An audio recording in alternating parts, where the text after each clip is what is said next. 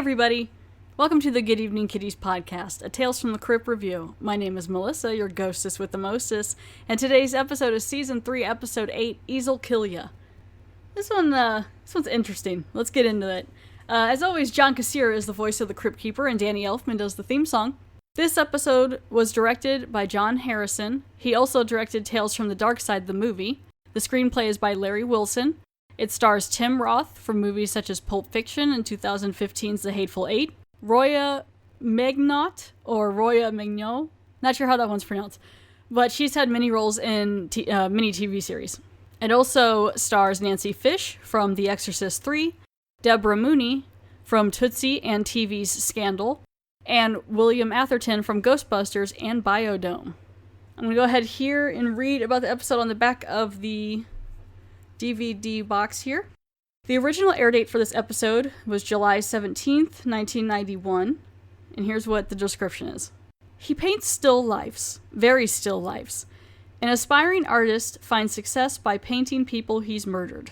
So this episode kicks off with the Crypt Keeper, and he's painting. He is in his cute little outfit with a big shirt, and he's talking about painting a morbid masterpiece, and there's some fruit, and like a pitcher and paints, and he's got a little beret, and he's got a little mustache that's kind of fun, and then he's got a heart that is beating on the table as like his muse, and then he stabs it.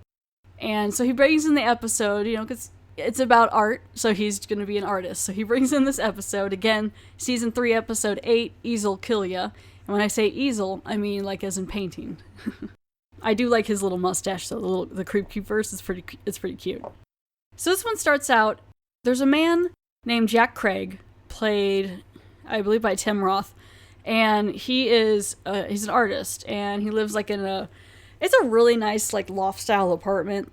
It's got a lot of space. I think they're trying to imply that he's poor and a starving artist, but I mean, it looks pretty nice. It's a little dirty and stuff, but that's probably just because he's not that clean because of the paint and all that stuff. But he has, I guess an agent or an art promoter that he's worked with many times, and she's there checking out his art and taking a look at it, and it's really bright and colorful and lots of squares and things, and because apparently he used to have an alcohol problem, you learn here. And so she looks at it, and it's just so bright and colorful, and she's just not impressed, so she turns to him, and she's like, "They're very nice. They're supposed to be ironic." Oh, yes. Of course they are, dear. Jack, maybe you should go back to drinking. Your work had more passion. "Maybe you should go back to drinking." And I was like, ouch, okay. He's having a hard time getting her interested. He wants to get another art exhibit, but ever since he stopped drinking and hasn't had a lot of things to inspire him and things like that, his art's just been pretty basic. And so while he's, doing this, and she's walking around just kind of putting him down and saying that he really just needs to buckle down and find something to inspire him, and then he'll get an art exhibit, and he says he's been working day and night, and she promised him a show if he came up with something new. But he did, and she's like, well, yeah, but it needs to be new and good. And I'm like, this woman's just cutting him down. There's this part where it kind of does a murder fake out. He gets so mad at her, he takes his hammer and he puts it in her head, and it's pretty gruesome. I mean, it looks pretty good, and she dies, and at first you're like, oh my gosh, he killed her already. And then you find out he's daydreaming while they're talking. No death yet. She's like, you really, really need to pull your stuff together, And so now he's at this, Obsession Anonymous, like people who have obsessive personalities. And he's talking about how he would have liked to kill her, but she's like, the teacher there is like, but you didn't. And he's like, no, I didn't. And so everyone's clapping. And it's all these people who have obsession issues and are obsessive. And I guess that would have something maybe to do a little with his alcoholism or just the art, because he gets so worked up into it that he just becomes obsessive. So yeah, Obsessives Anonymous. Thursdays at 4 p.m. and it's probably 20 people in the room. And so it's over, the session, and he goes to leave, and this woman follows him out, and her name is Sharon, and she's also an Obsessives Anonymous, and she really finds herself kind of enthralled by him, and she comes out and says, you're incredibly hard on yourself, and... No suffering, no art, right? You don't really believe that, do you? I've been completely broke for a year. Haven't sold a single painting. Well, what you need is some inspiration. I thought you were supposed to be staying away from obsessive relationships. Who said anything about getting obsessed? I'm just trying to get this really nice guy named Jack to loosen up a little bit. He's like, maybe you should stay away from me because, you know, we're in Obsessives Anonymous and she sounds a little obsessed. He's like, it's probably not healthy. But then she's like, you know, you're an artist, right? So why don't you paint me? Maybe that'll help kind of get you more motivated and stuff. So she comes back to his art loft or apartment or whatever. And she starts like posing and she's kind of doing like flirty kind of cute poses like in this dress and stuff. And so while they're talking, he gets like kind of frustrated. Like he can't seem to want to paint. He thinks like she's being not mean, but just kind of stupid about it. Like as if it's not as important to him. Like she's just trying to have fun and be flirty, I think. And he's just not feeling it. So he goes, would you like a drink? And in my head, I'm like, oh no, we already learned that he can't handle the drink, but all right. And even she looks kind of stunned because I'm sure she knows. And then that's when he's like, tap water. I'm talking about, would you like some tap water? And she's like, oh, yeah, that would be great. And it was a pretty good, you know, because the way he says it, you're like, oh no. And then when he says tap water, you're like, oh, okay. So Sharon leaves, and later that night he's painting. And there's this loud music that's playing from another apartment below him. And he just can't concentrate. He's trying to paint his same old paintings.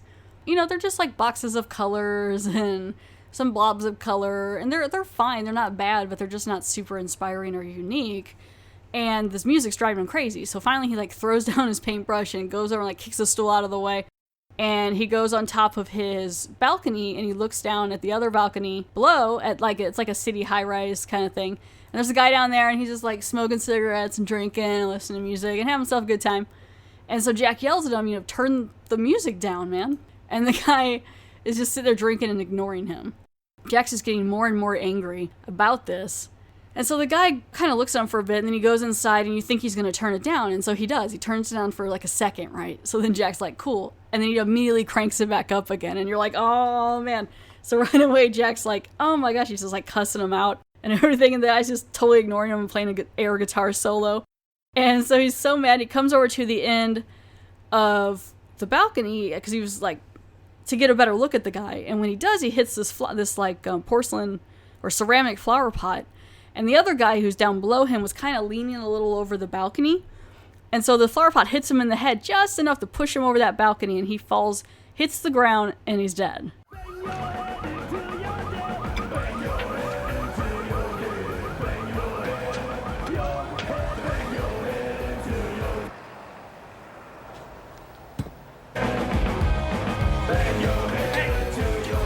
Fucking music down, you son of a bitch! Turn the fucking...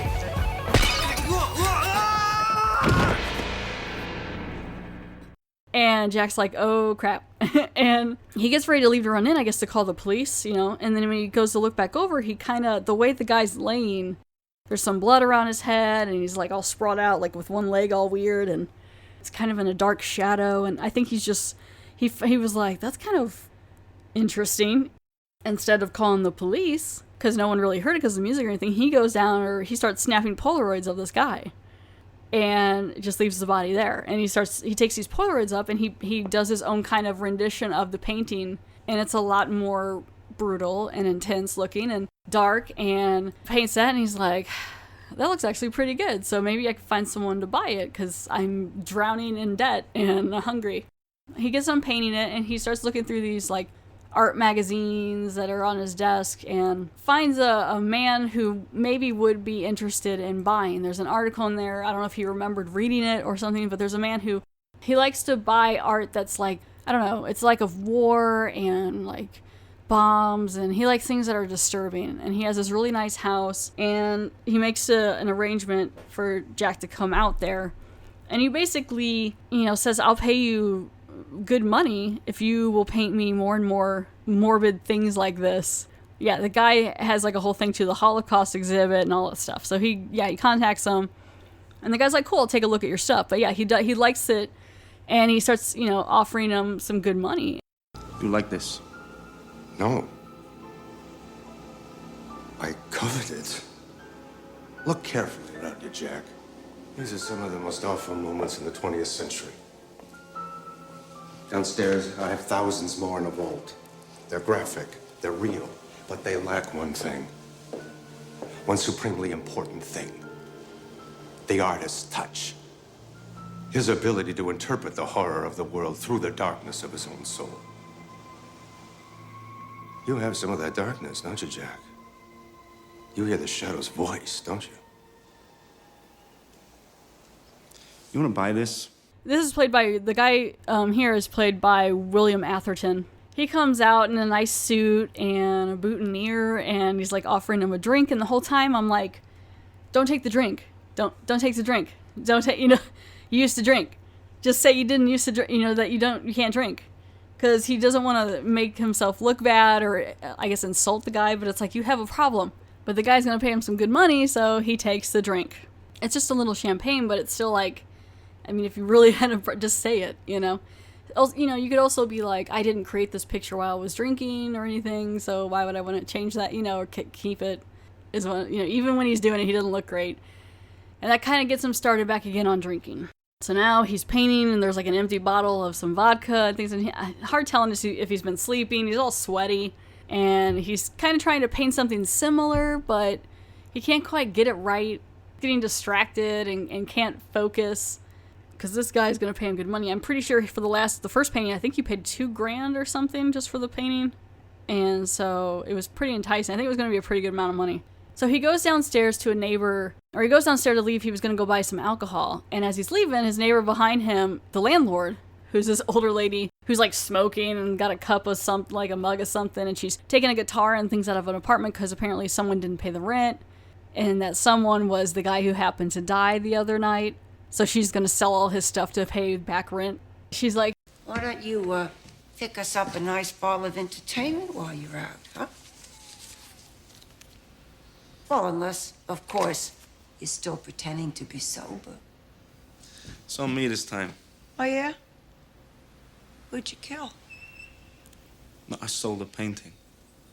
Well, there's a sucker born every minute. what is with these people and the drink, trying to get this guy to drink? And so she's coughing and drinking her drink, and again going over the fact that she's gonna sell this guy's stuff and she's gonna go put it back down in the basement, and how she's gotta lug all this crap down the slippery stairs and she could trip and she could break her neck.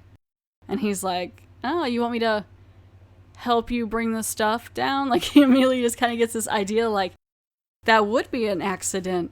And then the next scene is like her falling down the stairs with this guitar case, but she falls and there's a bunch of, I guess, junk and stuff at the bottom, and then she just so happens to land on a pair of hedge clippers that go right through her back and out her chest, and it's pretty messed up. Like, it's pretty gross.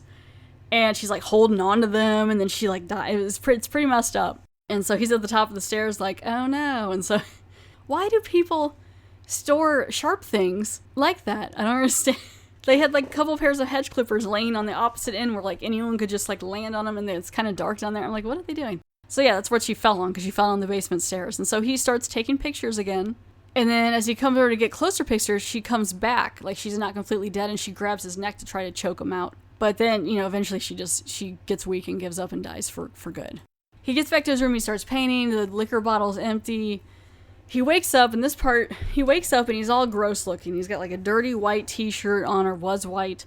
He's sweaty, he just woke up, so he hasn't like brushed his teeth or gone to the bathroom. And he wakes up because there's a knock on the door, and it's Sharon. And immediately he's like, oh my gosh, because he's got this morbid picture and all these photos and the alcohol. And he's like, oh gosh, and he's like running around trying to grab everything. And the other gross thing too, what he did the other night with the landlord lady, he also went down and took one of his paint jars and collected the blood because he was going to use that to paint in the picture, which I was like, yeah, that's kind of gross. All right. Now you're starting to get a little weird. I mean, it was weird enough, but like now he's like scooping it up, and like that's when she came back and choked him, or whatever. But it was like, okay, so yeah, he's hiding his blood paint and trying to make sure Sharon doesn't see any of it. So Sharon's like, I haven't seen you at the Obsessives Anonymous in a while. I think it's been probably 3 or 4 weeks. It's been a couple weeks that she's seen him. And he's like, oh, well, I got someone to help commission some art, so I've been really busy. And she's like, oh, that's so great. And so she's kind of back over because, she kind of misses him, I think, and is interested. And he's looking pretty rough. Like, he's looking like he hasn't even really slept. I think maybe he just went to bed. His eyes are all dark. And he's being really kind of mean to her. You have to believe in yourself, Jack. That's all it takes. Will you cut it out with the sweetness and light bullshit? A little bit of goodness, a little bit of charity is going to drive the bad boy out of Jack, right?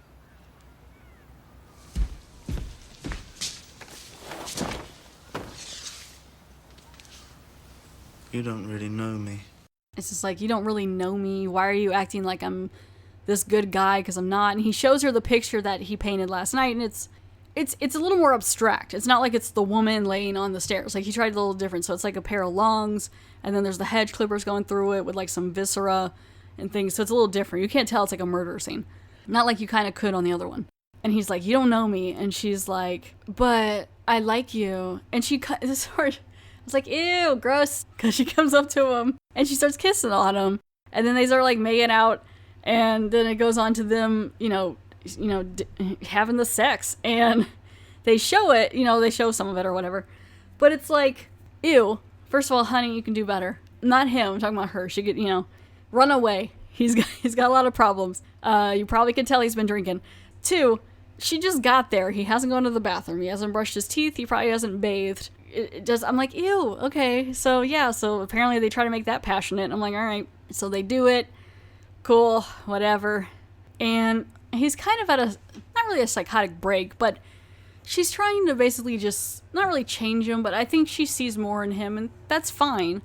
But, as they're finishing up or whatever, he starts to hear the guy who is paying him, his name's Malcolm, starts hearing his voice to tell him to give in to like what he wants, and he grabs the back of Sharon's head and starts pulling on it and acts like he's choking out Malcolm because Malcolm's like making fun of him in his head, and he goes to pick up this clock and he was gonna bash Malcolm in the face, but it's Sharon and she's terrified. She's like, what are you doing? Like, we were just making passionate love or whatever. And he's like, oh my bad. Like, he kind of snaps out of it, and then he's all weird, and she's like, what was that? And right there I'm like, honey, that is a huge red flag.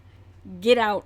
He starts getting dressed, and she's sitting there like, what? And she's like, where are you going? And then he takes the picture, still hasn't bathed, takes the picture and heads over to Malcolm's, I guess, because I think what it is he's starting to feel kind of guilty and maybe wants to change a little bit and be better. And so he wants to like sell this picture once and for all and just be done, take the money. And he tells Sharon to wait for him. And I'm like, don't wait for him. You don't have to wait for him. And so he's like, I need for you to be here when I get back. And she's like, okay. And just hangs out, even though he just choked you and was going to beat your face in. But she's sitting there kind of confused, but like, all right. He goes over to Malcolm's, shows him the new picture with the lungs and stuff. And he's like, great, I love it. I want more. And he's like, no, I'm serious. I'm done. I can't do this anymore. Just give me the money. I'm done. And Malcolm's like, oh, come on, you're so good. The world is going to suffer if you don't paint. And if you do another one, I'll give you $100,000 for your next painting. And I would have been like, are you the devil? Like, what's going on? So he's like, no, man, I can't. And yeah, this guy's name is Malcolm Mayflower, the art buyer. And now it's like 9 o'clock at night, and Sharon's just laying there hanging on the bed. I don't know what she's been doing all day. And she now waits till the last minute to look at his stuff. She's just like, oh, I guess maybe I'll clean or do something. And so she heads over to the kitchen, and that's where he where he hid like the pictures and the blood paint. She sees the blood paint in there, and she's like, all right, weird, he's got paint there. And she smells it, and she's like, oh, it stinks. And so that makes me think like this painting he just did is probably a stinky painting. I guess maybe he mixed some of it with paint, but I was like, oh yeah, you are using like blood on it. And then she starts seeing the pictures of the murders, and she's like, oh crap, oh my gosh, she's killed people, I need to go. And I'm like, you just now figured it out. So then she doesn't, because she's so enthralled, she doesn't hear him coming up behind her for some reason. And then he's behind her like, oh hey Sharon. She's like, oh my god, turns around. Sharon? Let me explain.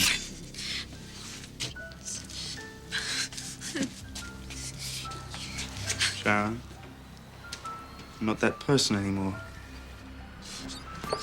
Sharon, I need you now. Sharon?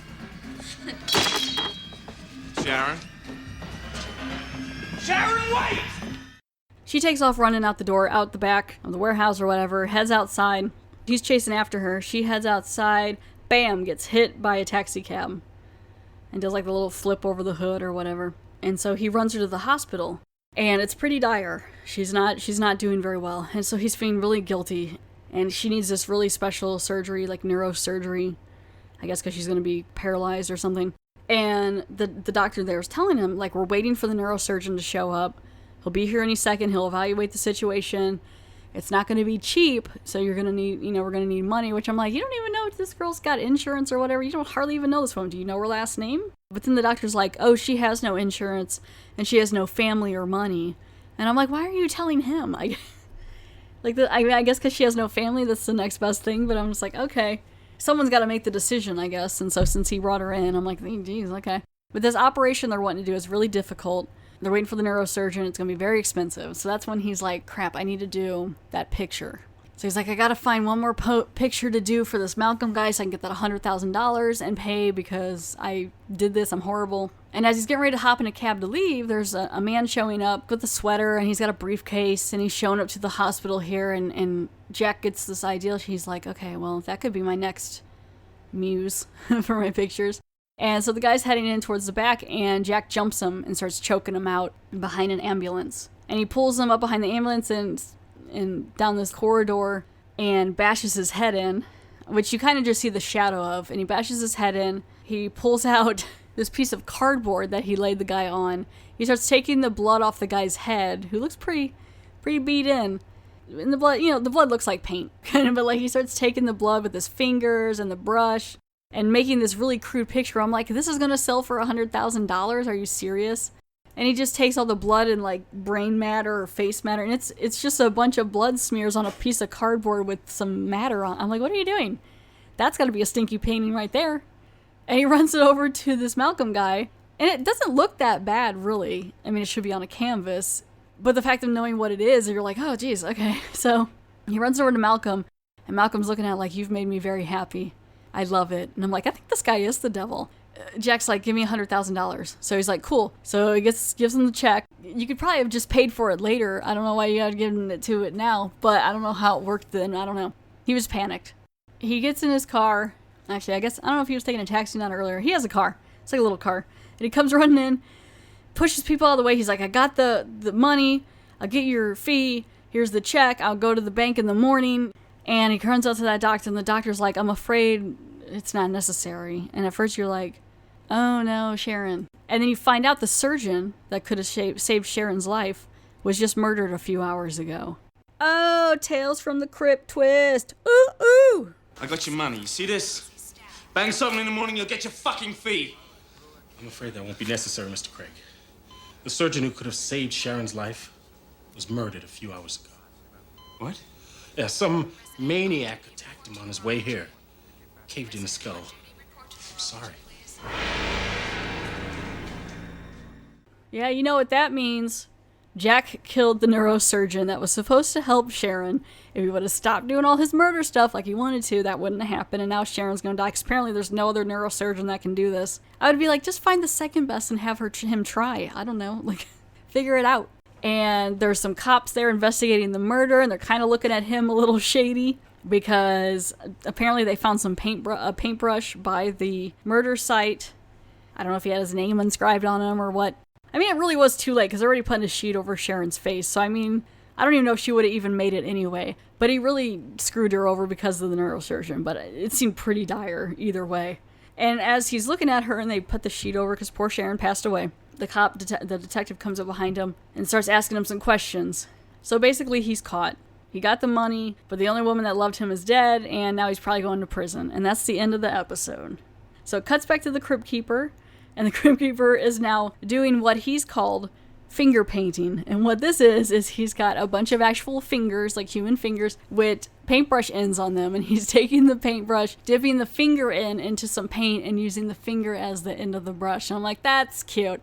And so he's still got his little mustache, and he's just finger painting his bloody painting with all the red colors and stuff. And Crypt Keeper, you're so punny. And the best Crypt Keeper pun is, well, Sharon's croaking is sure to leave a very bad taste on Jack's palate. What a shame she turned into such a Mona Lisa. The Mona Lisa, get it? So that's the end of the episode, guys. Season 3, episode 8, Easel Kill Ya. There is no trivia for this episode. The next episode will be season 3, episode 9, Undertaking Parlor. And yeah, I want to thank you guys for listening to the episode. I got a little announcement here.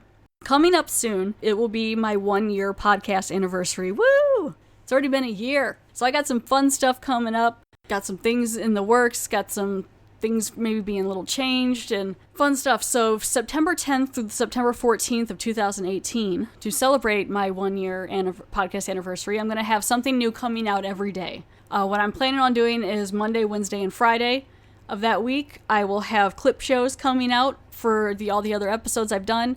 And then on Tuesday and Thursday, I will have brand new movie reviews coming out as well. So you have a little bit of something every day from September 10th through September 14th of 2018. Because I want to thank you guys for supporting the podcast. I can't believe it's already been almost a year. Again, thank you for listening to the Good Evening Kitties podcast. If you have any questions or comments or anything, you can email me at goodeveningpod@gmail.com. There is a Facebook page you can join. Starting to get a good amount of people on there. You can leave a review on there. You can leave a review on iTunes.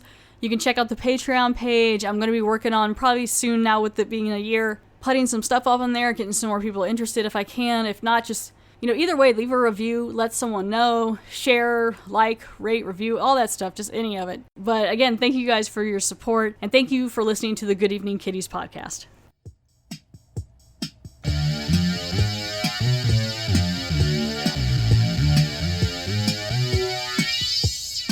I just had quite a scare.